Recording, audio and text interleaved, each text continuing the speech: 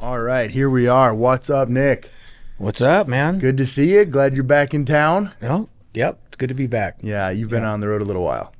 Quite a bit. Yep. Good to be home with the wife and the animals at the homestead. So, yeah. Right here in Tehachapi. Right here in Tehachapi. How long have you been in Tehachapi? Right at about 5.5 years. June.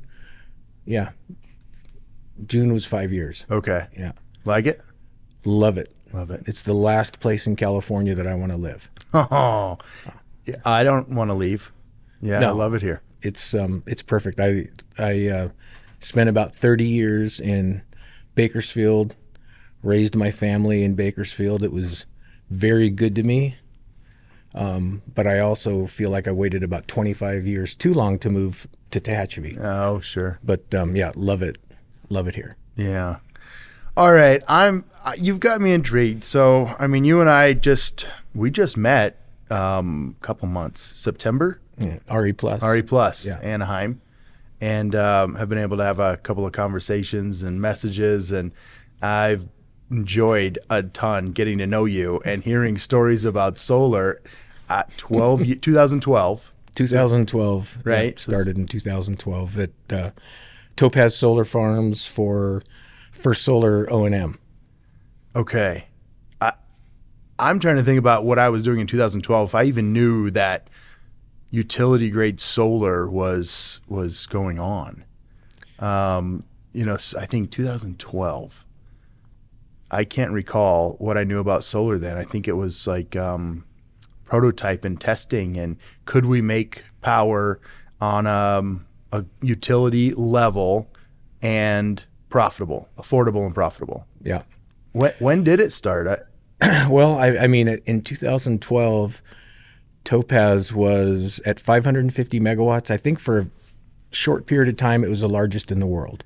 Half gig's good size for solar. Yeah. And Solar Star also, Berkshire Hathaway was under construction, and it was a little bit bigger. And when it came online, it surpassed as the largest. But prior to that, I mean, most of what First Solar was building was anywhere in that 20 to 40 megawatt range. Okay. We had a couple over here in the Rosamond area in the 200 megawatt range. But it was I have no idea how they found me. I just got a call one day saying, hey, we'd like you to come be a plant manager at this solar farm near Santa Margarita. And I knew about it because I had done some reading, because I was running gas turbines at the time, combined cycle gas turbine power plants, and had been in the fossil power industry for 20 years at that time, I think, between coal and gas. And but it was the renewables were starting to affect our operating profile as far as whether we were, running at night, or running during the day, shutting down at night, or which was typical then. Mm-hmm.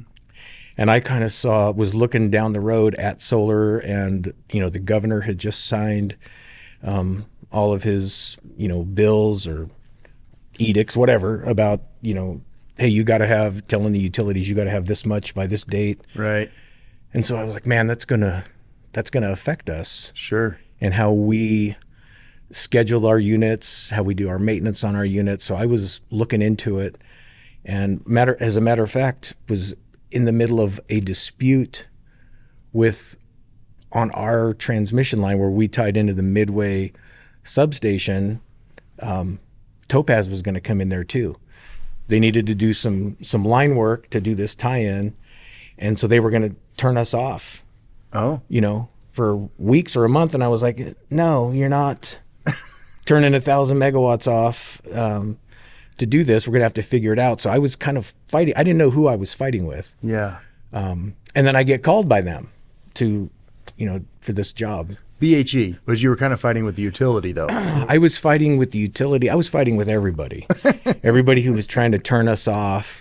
But it was the job was with First Solar for their new O&M department. Oh, they were the developer. They were the developer, Okay. they were the EPC, and they were the long-term O&M. Ah, So I got brought in out there while the site was still under construction, and we turned that project over in phases by blocks. Excuse me. So we were actually, operating the site and had to kind of figure out a way to commission, operate, and do construction at the same time on that site. But yes, it was, utility scale and kind of at least in this region of the country, the biggest at the time, and the first time that you could say that I guess that people were taking it serious. That no, we can actually do this. We can compete with the thermal sites, and so yeah, it was new to me. I went from being I came up on the mechanical side in power plants, and I went from running a site that was pretty much full of rotating equipment and steam and coal and gas and everything on fire in order to make power, to no rotating equipment. no rotating equipment other than these little tiny fans. So I had to surround myself with really smart electrical guys until I got spun up and learned about how it all worked. That's unique. Okay, so you felt the shift affect you at your job. Yes. Okay, here comes renewable energy, and they're coming to play. They're coming to play, and it, like I said, it really changed operating profiles because we went from the project I was running was built to be a base load facility, but we were having to learn how to run it as a cycling plant, and to the point where we had figured out how much can we lose every night to avoid turning all these turbines off, and the trip risk you had the next day when you turn it back on, and how much it would cost you under your LTSA for a trip or for a startup. So we were trying to figure out how to stay, keep them on at night, not shut them off, but run all day. And now, that profile has changed a lot. It's almost flipped because that solar is available during the day. And okay, we got to be able to backstop it at night, with the advent and the growth of storage, that's changing that as well now. But I kind of saw it coming, and it interested me. I thought it was pretty cool. So Yeah. When they asked me about taking that job, I was like, well, I said I was already driving 45 miles each way to work every day, and this was going to add another 45 miles each way. And I was like, if you make me whole on what my little bit of extra time traveling, and I'm not looking to make more money, but just keep me whole, because it's a lot more gas to drive back and forth. Sure. And I said I'll do it, and it was awesome. It's been great. And then you were hooked. I was hooked. Yeah, and I am still a supporter of. I'm a firm believer that we need it all. That we need nuclear, we need gas. The coal, I know there's nothing that we can do to save it. I'm actually working on pretty much completed a project that a large scale coal plant was shut down. Oh. And it was kind of regulated out of business, and we're building this 300 megawatt PV site right next to it, tying into the same old substation. Interesting. But I'm a firm believer that it's, we need to work. I like to see us work together, and there needs to be a blend of everything, to make our grid reliable. At least for now, it still does. Diversification is key in almost all areas of life. Why it is not crucial in energy would confuses me. Yeah. I understand how different companies want to can grow their business and supply in their area what they have to offer and sell and products and services, but no, for a country, for the planet, diversification is crucial. Yeah. It can't be any one source. No. And I think that's a monopoly. Yeah. Well, I mean, you see if you limit it to one. Yeah, well, even in your 401k, that's what everybody That's tells you. right. Diversify. You don't want to have all your eggs in one basket. Yeah. And we've seen in different areas of the country with the way that weather affects everything. It's not just, everyone likes to say, oh, solar, hail and this and that. And, those are also the guy, and I look at, well, who's writing this? Oh, this is the guy that's, he's running 10 big gas plants. So I understand where he's coming from. Sure. But I like when we can just all accept that it takes, all of us. And it like I said, at least for the time being, and we just figure out a way to, to work together and make everybody successful. Yep. That's almost one of the missions and mottos of the darn podcast, and what we want to try and do and achieve here. Now, we are focused on renewables, obviously, but we all have to be successful for this society today to have the energy supply that it's demanding, because we humans are very demanding for that power. How long, I'm curious, so you were hooked, but in 2012, you had a 0.5 gig solar site, Topaz. How long did it take to build it? It was about 2.5 years. Okay. There was a lot. It was it's in a real sensitive area environmentally. There's lots of critters out there that are important, and we had to figure out a way to, again, on that kind of the same theme, to make it a success for everybody. So figure out a way to not only not hurt or damage the population of the San Joaquin kit fox, but figure out a way for them to thrive. The same thing with the pronghorn antelope on the site. And that project, both those species are thriving out there. They almost created, like a protected wildlife sanctuary for those animals that still are wild animals and transition through the site. There's also elk out there on the site, Thule elk out there on the site. So it was, it took some time. There were some challenges. We had, at first we were only allowed to do vegetation management through sheep grazing. Okay. So we had as high as 10,000 head of sheep out there at a time grazing the site. But yeah, it was about 2.5 years to get it built. From the time that the O&M team got on site and started operating blocks that were ready, we were probably under construction about another 9 months until it was done. So I kind of got my an introduction to renewable or solar construction at the time, because we had to, on our side, it was mostly we were running lockout, tagout after it became ours.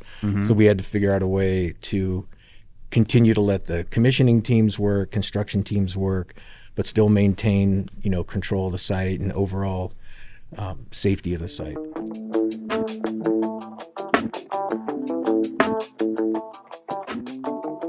This episode brought to you by RST Cranes. With over 30 years of experience, RST Cranes brings the industry expertise to every project.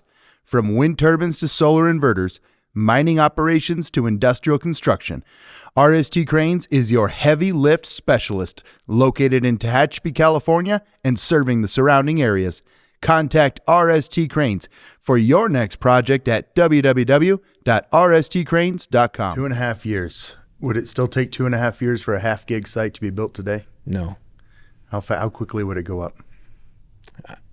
I mean, without any problems, like if everything went the way it's supposed to go, from the day that you put a blade in the ground to start building roads, you could do it in 18 months, no problem. Oh my goodness. Yeah. Shave a year. Yeah. And just so folks know, you're a construction manager in solar. So you've worked on, do you know how many different projects you've worked on? On the construction side? Well, just say in solar. Oh, I had when I was doing O&M for First Solar, I think it started out with Topaz, and then as we added more projects, First Solar built more projects in the San Joaquin Valley. I took those on. I think at one point I had maybe 15 projects that I was that I was running. I had a couple of kind of site managers that had 2 or 3 sites each that were working under me at different points in the valley. So I think it was around somewhere like a little over a gig before I left First Solar. Okay. That I was managing there. On the construction side, I've probably, I think that are just my responsibility, maybe 6 right now that have been completed. I've just been working on the construction side of the business since COVID. Okay. I got Switched over then. Yeah. Yeah. I got laid off right before, like 2 weeks before COVID was announced. Oh, I got my walk-in papers from First Solar as they were transitioning out of their O&M company, and kind of them and SunPower formed NovaSource. Oh. So I got caught up in the last of the layoffs there, and just decided to go to work for myself, and had a couple of relationships with people I had done the O&M on Desiree sites before. And so there was a connection there with some of their people, and they were like, hey, come be a construction manager, come help us build these sites. So been doing that ever since, I guess it's 4.5 years. right. And have really loved learning the construction side. Okay. But still, I mean, I'm way at the bottom of the learning curve. I learn new things every day. But it's been awesome, and kind of seeing behind the curtain and what goes on to get the construction done, and then also being able to contribute on the other side to the construction piece as far as, hey, I know this is how we do it. And this is traditionally the way it's been done, but this doesn't last, because I've been running these sites, for the last 10 years, and I know that the way that you're managing this wire or these parts or whatever you're doing, these things they're not going to last. Maybe we can figure out a way to do them differently. Maybe we learn to manage it differently on the O&M side. But the construction piece has been a lot of fun. That's been the fun part. What did you say? You have a lot to learn, or still more to learn? How did you put it? I said I'm just like way at the bottom of the learning curve. So, I'm listening, and I'm thinking 12 years in utility solar before, utility solar was cool. Yeah. Yes. How are you low on I have a pretty good, I think I have a pretty good. You seem like you're pretty high up there, I'm on the way at the bottom on the learning curve on the construction side. Oh, I see. On O&M though, but still though on O&M, I mean, there's still a ton to learn. I haven't operated a BESS system yet. I've built a couple. Okay. Right. But I haven't operated them yet.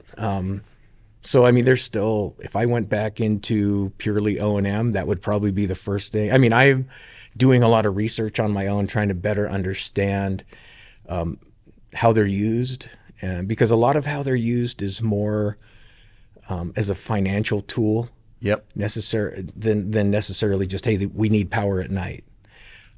So it's kind of cool learning about it. But if I were to transition back into O&M 100% of the time, that'd be the first thing I know that I would be behind the 8 ball on is, okay, I got to figure this out. Do you think it's because of the rapid growth and speed of new technology, innovation, equipment? Since I've got into some of this space, I can't even keep track of how many different OEM companies are out there, making panels, making inverters, new cable, tracking systems, transformer types, cooling systems. I can't keep track of it. Is that part of it? Is because the industry is advancing so quickly? It's new components. It is advancing, and one of the things I get a kick out of is kind of seeing, even just on, I'll give you an example on the way that we use cab systems, right? Okay. So above ground routing of your home runs and your string wire, trying to keep. The main driver for it is to save money, right? If I don't have to use direct buried cable, if I don't have to do all this trenching, it saves a lot of money and time and money A lot of time, on the yeah. construction side, right? So the main driver behind cab has been cost savings. But for me as an O&M guy, having run sites that were infiltrated with squirrels and gophers, and replacing, like I threw out there earlier before I left, the one that Topaz, we had replaced 90 miles of underground cable, and a lot of it had replaced it more than once because we put it back in the ground and squirrels ate Yeah. it, chewed through it, gophers. So we came up with our own cab system before anybody was installing cab. So we started hanging wire above the ground, and it's a problem. There's lots of challenges with it. For anybody that does module washing, hates cab. Anybody who does mowing hates cab, because all those, the prices for both those activities are pretty much driven by how many miles you have to drive. And when you have to drive in and back out and drive in and back out instead of driving all the way through, it runs those costs up. But what it saves you on the O&M side, as far as repairing underground cable, and also downtime for, on your DC side, all the time that it takes to find when you have, cables that have been chewed through. They don't just pop up. Not all of them catch on fire. Sure. Right. So the ones that catch on fire, oh, that's, I've got a problem right there. But not all of them do. A lot of them, they're just not producing. Right. So things like I said, and then I watch the cab systems morph and grow, and different companies that kind of specialize in building those systems. They're getting better. They're getting easier to mow around them. They're easier and faster to install. But I mean, something as simple as that. On the tracker side, it's crazy. I mean, there's like 3 or 4 big players in the game. Everybody's trying to, or a lot of people are trying to build a new tracker system or a new fixed tilt system or a new way to, to put your piles in the ground, whether it's screw piles or whatever that they're doing. But even just like on the tracker side, I'm like, wow, this is cool. Kind of, different needs driving those changes. So all of it, at first it was like, oh, wow, we heard about a solar plant getting hit with hail and it did a lot of damage. Oh, wait, there's another one that got hit by, and then the next thing you know, it's like, okay, what can we do to figure out a way to stow these modules differently to prevent them from getting so much hail damage? Or, are there ways to stow your panels that, like, if a fire's coming your way, is there a better way to do it? So, I think our experiences in running we're learning. I mean, we've been doing this for 12, 15 years really actively, compared to how long that we've been running, burning coal or burning wood Sure. to make power. So we're still learning, and I see new stuff out there all the time. Really, really cool stuff. Yeah. No, I didn't understand the benefit of the tracker system outside of Chase Solar Zero. Until my son was telling me about weather changes right. So you can change the angle and start to protect from, weather elements. Yeah. That's clever. Yeah. So it's, like I said, it's, you see problems out there, and, next thing you know, you're like, man, I could do this. Or if we just had a piece that did this, and next thing you know, I'm on another site and I'm like, there it is. There's the answer. I should have been on Shark Tank last month. Damn it. I missed it. My $1 million idea. That's it. Call Mr. Wonderful now. That's right. No, that's good. Yeah. Okay. So that is part of the learning curve challenge, I think, for everybody, even you, 12 years in. Yeah. I've got a lot to learn, but like we were saying earlier, I try to surround myself with people that are way smarter than I am. Yeah. And treat them right, and make sure that everybody understands and knows how smart those people are. Yep. Because on these sites, I ask a lot of questions. I drive people nuts sometimes, I think, because I'm out there, and some of them are, dumb questions, even though I know there's no dumb questions, but I know to some guys, they're just like, why are you out here if you have to ask me that question? Well, I'm new. You Yeah. know, I'm learning, I'm figuring this out. I'm putting it in my notebook. If they only knew, you're not new. Yeah, It's just some new product, a new technology advancement, or yes. yeah, And a new way to do a build process. Or yeah. yeah, you're And not new. I'm one of those guys that likes to know everything. I don't like coming in to talk about something that I don't really know about. I'm always want to come in with, hey, you know, I'll talk about this, but you know, I'm new or I'm learning, you know. Yeah. I wanted to, before we get past it and move too far down, I wanted to just circle back to the biological bit that you were talking about, Topaz. You know, renewable energy sometimes gets a bad rap, or that might be the area for some folks to pick on renewable energy for disrupting wildlife or any biological areas. But that, you know, that Topaz site you were talking about, I don't remember the numbers. You know, I was just over there about a month ago.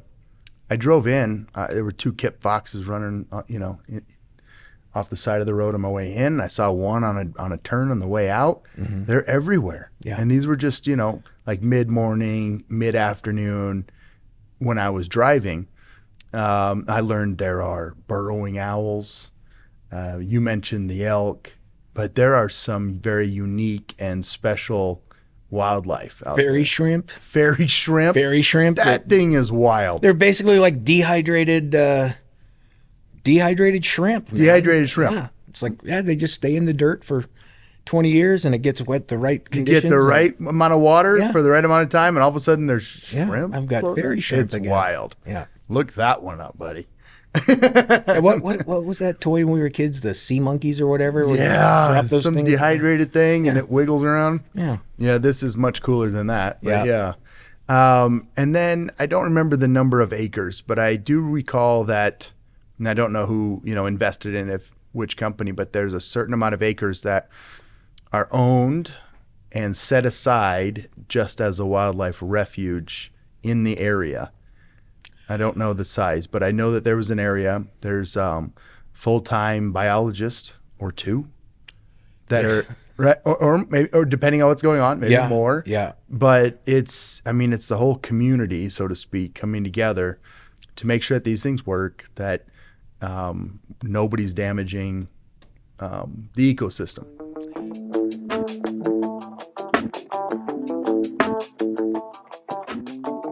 We'd like to take this time to thank another one of our wonderful sponsors, Podge Engineering.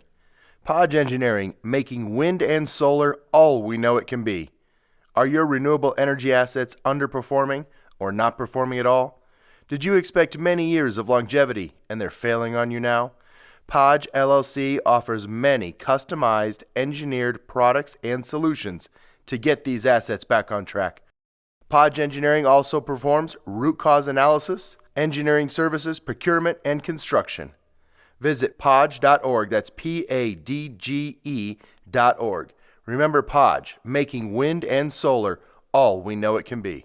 No, and I mean that's the goal, right? And it, you know, the owners of that project are very good stewards of the land, of the wildlife out there, of the people that work for them.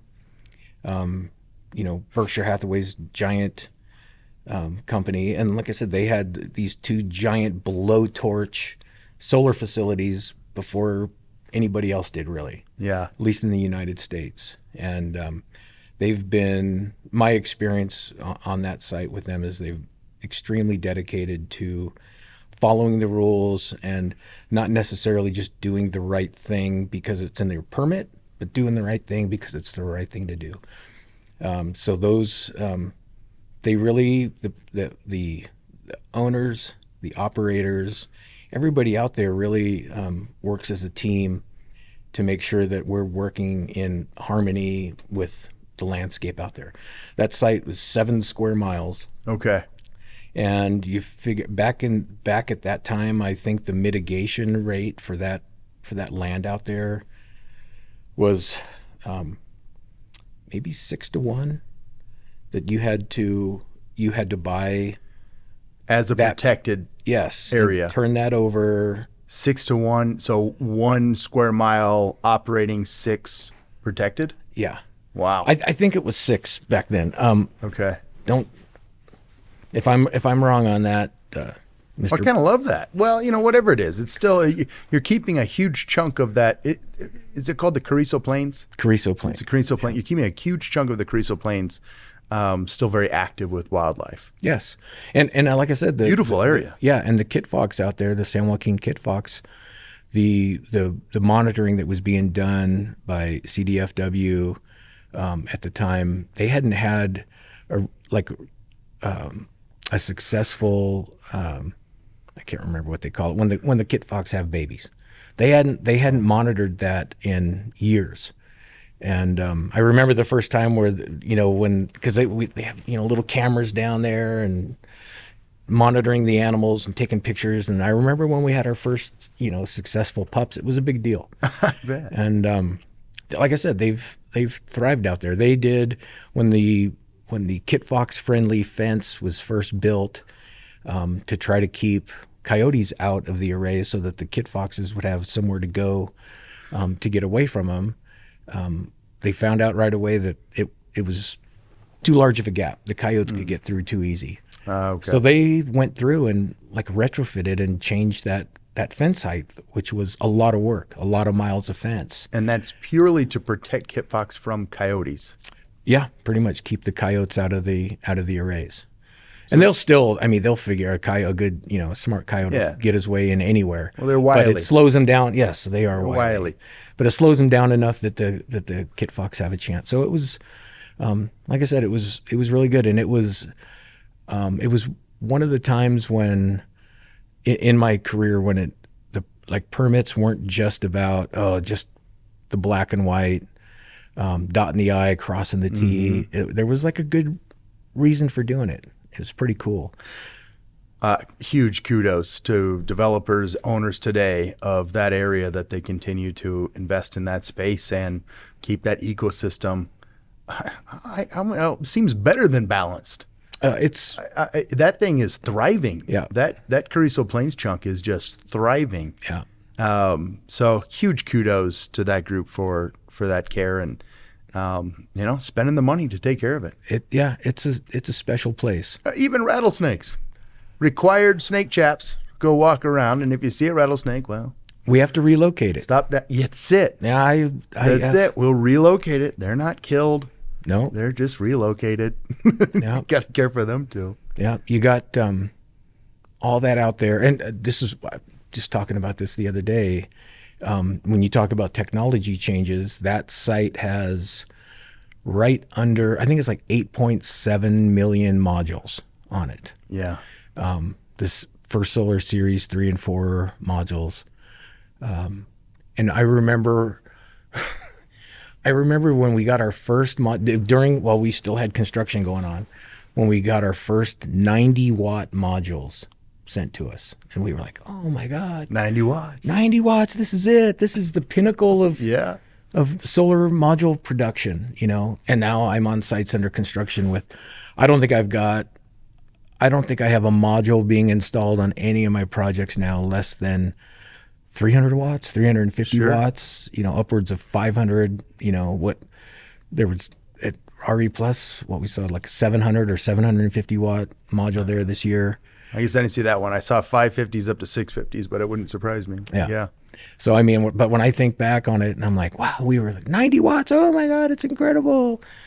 And yeah, now 90 watts is 90 watts. You get out of a pony module to run to recharge the batteries for your trackers, it's just Right. Oh yeah, let's throw a module up there. Those are the Harbor Freight ones now. Yes. You slap on your Yeah. RV or Yeah. your trailer to Yeah. keep things Yeah. trickle charged. Yeah. Yeah.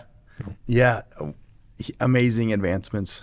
I got stuck on the wildlife piece. Kind of a geek on the No, that's good. the biological piece. That might have been my favorite part of the safety meeting, to be the Oh orientation. yeah, I was the like, weep I'll watch training. that movie again. Yeah, no, it's awesome. That was fantastic. It's awesome. Very well produced. And Oh my goodness. yeah, no, it's I learned a ton. yeah, it's I a fun place. I got home like, what's a burrowing owl? No An idea. American badger. Yeah, They had everything Those out are there, good. man. It's wonderful. Okay. What have you been doing lately? So that was the big start and the biggest site of its time. Apparently surpassed by the same owner shortly after. Let's just Yep. beat ourselves. Yeah. What are you seeing now? And then, but those were exceptional sites, right? Because you were saying, 10, 12 years ago, there were 20 to 40 megawatt sites, smaller areas, still going utility, but smaller. What are you seeing lately? Most of what I'm not seeing a whole lot done under like the 150 megawatt threshold. Seeing a lot between 200 and 300 megawatts. The big push now is putting BESS on these projects and going back and retrofitting projects that have been built in the last 3, 4, 5 years, retrofitting them with BESS.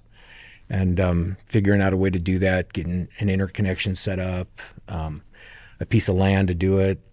But I mean, pretty much everybody that I'm working with, if they have the ability, if they've got the land to do it, they're going back and adding in storage. Yeah. And pretty much everything going forward, the clients that I'm working with, they're all building storage. So I'm learning a lot about it right now.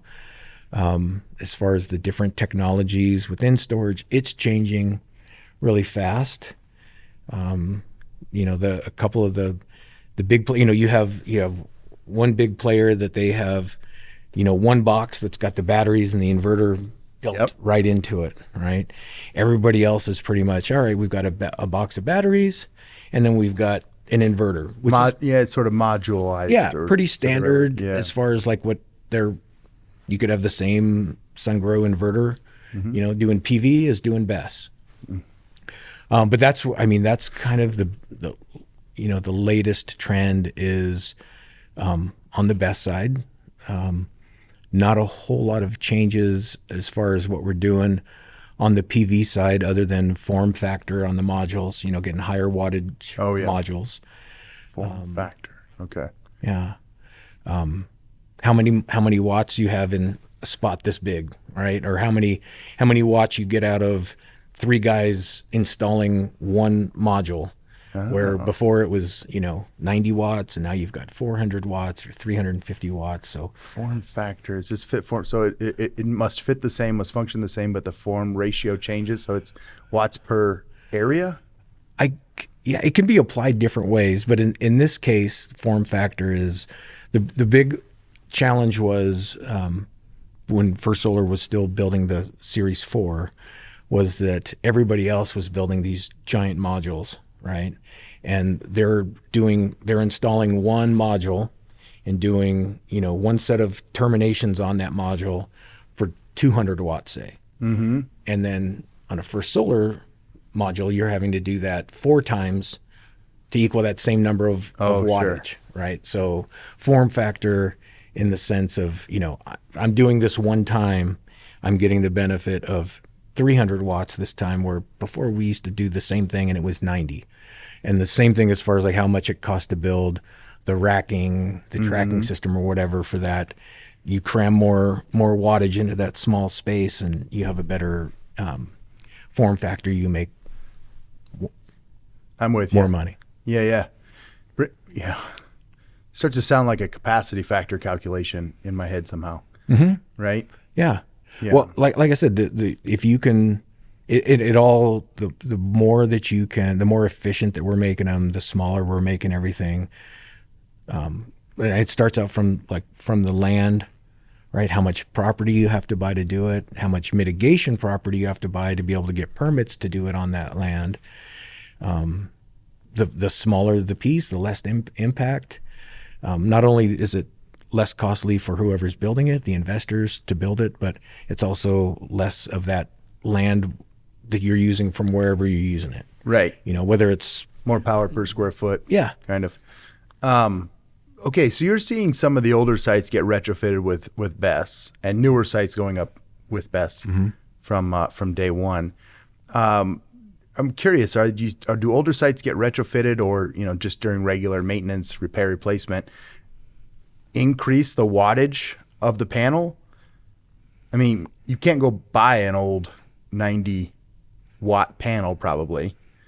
It's a challenge, man. Or can you slap a 300 in and So when you talk about repowering, when you talk about well, for a couple of reasons, whether you're repowering because you've lost production, your modules that used to make 90 watts are now making 60 watts, and it's the financials aren't working for you anymore, or maybe you see the opportunity to make some changes to make more, or whether you've had a site that's had damage, right? Weather damage, fire damage, or whatever. And now you're like, all right, I need 5,000 of these modules that nobody's made in the last 5 years.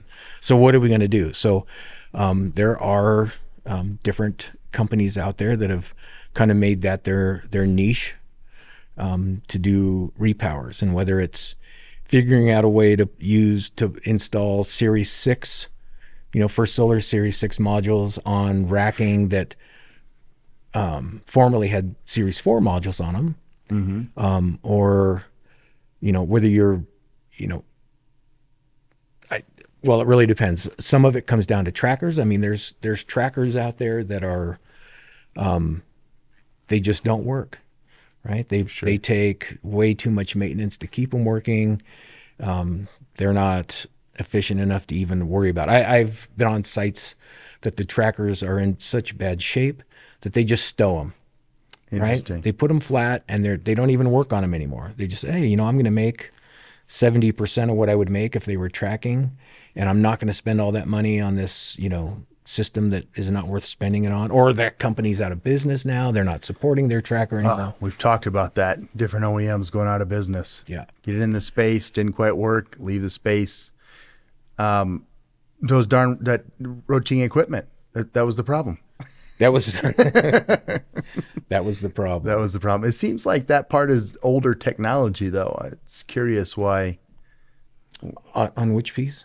Trackers, the moving parts, right? It's an electric motor, it's a damper, it's an arm, it's a pivot, it's a bearing. I mean, these are old. It's not new technology. It's not new technology. Really, where the new technology on the tracker side, where I've seen it come in, is how their controls, being able to do a lot of the controls wirelessly. You've got AI involved where it's trying, they've got systems that are looking at weather. Okay. And trying to figure out, is this a possible, hail event, or is it a wind event? Which way do we turn the trackers? Do I go flat? Do I hit the angle? Yeah. What's the best way to do it?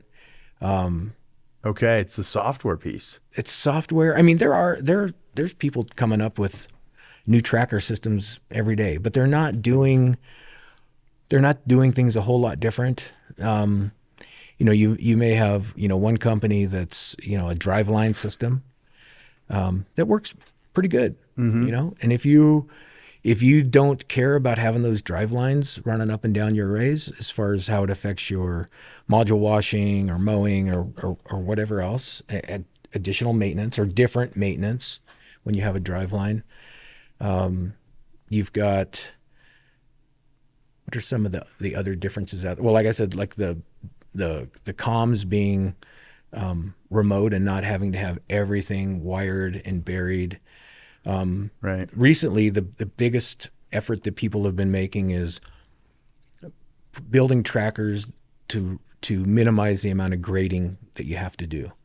So all-terrain trackers, and different guys have different ideas on how to do it. But being able to go out to a site and maybe just grub the tall vegetation out there and go right into driving your piles without having to level the ground and do a bunch of that work. Not only is it, it all comes down to saving money. Sure. But it's also nice not to have to tear stuff up.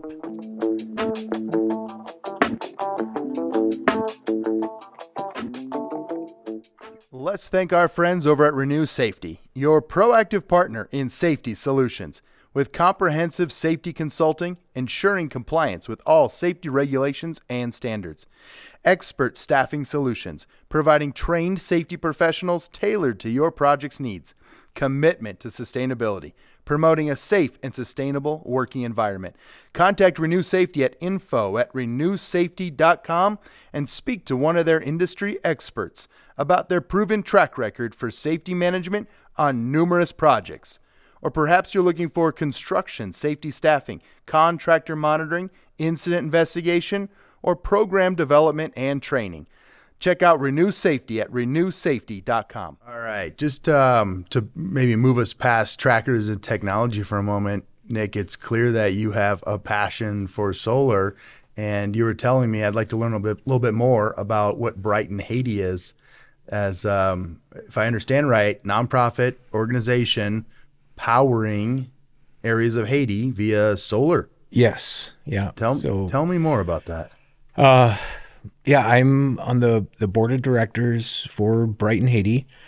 And pretty much my role has been just to try to help make connections and bring some money in to the organization. But when I first saw them, I think I saw them on a LinkedIn post. Okay. And I was like, wow, this is awesome, man. We're turning some lights on for school kids in Haiti. And I had tried to become involved with another group, Give Water, that goes and pretty much builds and drops off desal units in areas that have no water. They're, kind of look like a BESS, like a Connex. They drop in and you assemble it, put the panels up, and people come there to get their water every day. Put them on the coastline and off you go. Yeah, but I didn't have a whole lot of luck connecting with them. And Brighton Haiti came up, and I watched a video, and I'm like, it brought tears to my eyes. It's going to get me choked up right now. But I saw these kids go into school in the dark. Just pretty much cinder block classrooms, and going home to the same thing at night. No light, no electricity.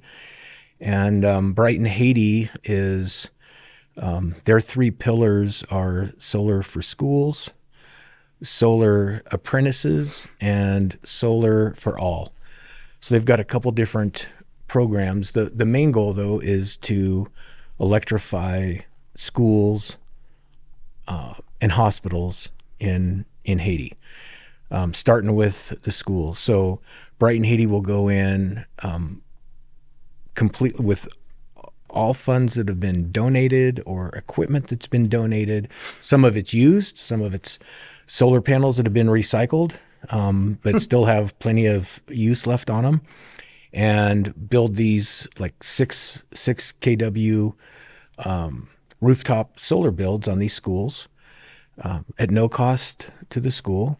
They also, through other donations and sponsors, will install DC ceiling fans. There's one of the groups involved provides computer labs for these schools that before that these kids had nothing. They didn't have lights in their classroom. They didn't have moving, circulating air in their classroom. No way to plug a computer in and get on the internets. I love calling it the internets. Yeah. So anyway, the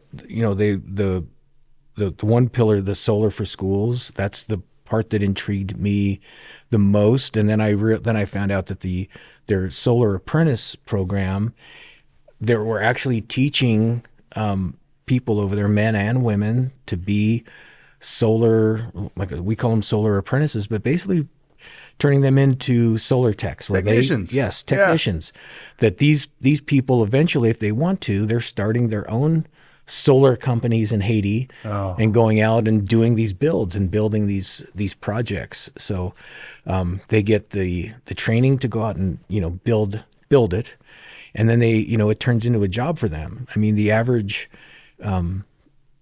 person in Haiti makes like it's either like $2.40 a day or a week. I'm trying to remember now what that was. But I mean, they live on It's not next to nothing, you know? So we're providing training for jobs, long-term jobs and careers for these folks. And then the Solar for All is another piece of it where entrepreneurs can like have us provide that, have Brighton Haiti provide them with a solar system. So something like what somebody would do is they would buy a solar system from us, right? Say it's 4 kW on the roof of their shack. And now they've got power to sell. So then they have these businesses where they'll charge somebody, you know, $1 to come charge your cell phone, whatever it is. I don't know what the price is. Okay, I love that's clever. So the nonprofit not just taking in donations to power schools and hospitals, but also offering services for profit, essentially. Yes. To turn back into donation money. It products, gets turned services. right back. Very clever. Working for it, not just asking for donations. Turning it That's brilliant. right back around. That's brilliant. And if you check out brightonhaiti.org and just watch a couple of these videos of these kids in their classroom celebrating because they have an LED light bulb in their classroom now, and they're also we're setting these kids up also at home where they've got a program where they basically have an inverter sitting at their house, right? And these kids, or we're providing them with other DC lighting that they take home, and they can study by light now instead of before. As soon as the sun went down, you were out of luck, or you were learning by candlelight. Yeah. It'd be really hard to go and watch, you know, see the impact that these donations that on our side are, well, in America, I call them minimal. They're not minimal. Not everybody can afford to donate, but comparatively speaking, when you can, you know, if a company like Altair said, "Hey, Brighton Haiti, here's $6,000," and Brighton Haiti can turn around and put a 6 kW solar system on the roof of a school that's going to provide that power for the next, you know, 10, 15, 20 years. How many kids are going to be impacted by that? It's like $6,000. Yeah, I'll write that check right now. And there's nobody on Brighton Haiti side is making any money. Everything is going right back into the program. You know, a big piece of it is logistics, getting equipment shipped over to Haiti, getting the modules over there, getting the inverters over there. Are companies donating the equipment as well? They are. We've got, there's, I was trying to remember there's a couple of the solar recyclers that are involved that are providing modules. Yeah, sure. Some don't need to be scrapped. Some can be used for a while. Yeah. But yeah, no, it can be done through donations of equipment, connexes, you know, shipping. If you have a way, you know, if you've got a chartered container ship going to Haiti, you know, or somewhere near it in the next 6 months, and you know, I mean, we pretty much use anything. We've got a fundraiser coming up at the next RE Plus. I'm already signed up to do it. It's called Over the Edge, and you basically pay a fee to rappel off an iconic Las Vegas hotel. And, you know, Alex Honnold is going to be there. He's kind of the celebrity. Do you know who he is? No, tell me. Oh, dude, he's like the most famous free climber in the world right now. Okay. He's, straight you've up. heard of him? Yeah. Yeah. All right. He was at RE Plus this last time. But so the fundraiser is go rappel off a hotel. The fundraiser is to go to RE Plus and rappel off of a hotel. I can't remember the exact price. There's, if you go to brightonhaiti.org or Over the Edge, you can get the details. And maybe if we have another chance to talk more, I'll be more prepared on that side. But I'm signed up to do it. I think I love rappelling, and I'm definitely going to make sure they've got the right size rope to hold my fat. That's right. Keep me from hitting the ground. That wouldn't be not an auspicious start to your fundraiser. I'm bringing my own gear. He said. Yeah. You got the hotel, I got the gear. Yes. Yeah. So, but that would be neat. And, I figure you can go, here's a shout out to a challenge to my buddy Nick Korth at Hellerman Titan. I work a lot with him on wire management stuff, but he has a pickleball tournament that he does at RE Plus. This last year was the second year. Okay. So I'm thinking that we need just a challenge out there to you, It's Nick, popular. to get all your pickleball guys to jump off a building with us, or at least just give us the money, and you can donate your jump to somebody else. Yeah. But check out, Brighton Haiti. It is awesome what they're doing. So that's September next year, Vegas. Mm-hmm. Okay. Well, yeah, you'll have to come back and tell us more about Brighton Haiti and Over the Edge, and I'll be there. I think my favorite part about this rappelling option is I get to take an elevator up. Yes, absolutely. So I don't have to climb up just to rappel down. The rappelling is way more fun than the climbing. Yeah, no, this Yes. one, I don't know, rappelling. I've done it plenty. Have you ever done it? Yeah. It's fun. Sure. Well, yeah, you're a wind guy. You've rappelled off it. Yeah. You bet. And different, rock faces, but I always had to climb to the top first. Yeah. So the elevator ride sounds much better. Yeah, definitely.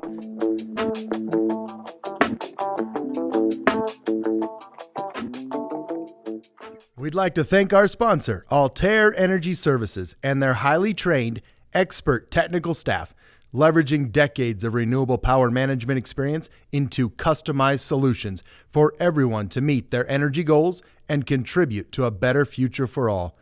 Altair's team of hardworking, respected experts are providing full-scope, turnkey repairs, planned and unplanned maintenance, system upgrades, fully autonomous technical crews, supplemental staffing, and customized dynamic scheduling to fit your power production needs. Contact Altair at info@altairenergyservices.com and learn more about their wide range of capabilities across multiple power technologies and platforms. I love this, Brighton Haiti. So it's brightonhaiti.org, and people can go learn more. And we got fundraisers coming up at RE Plus.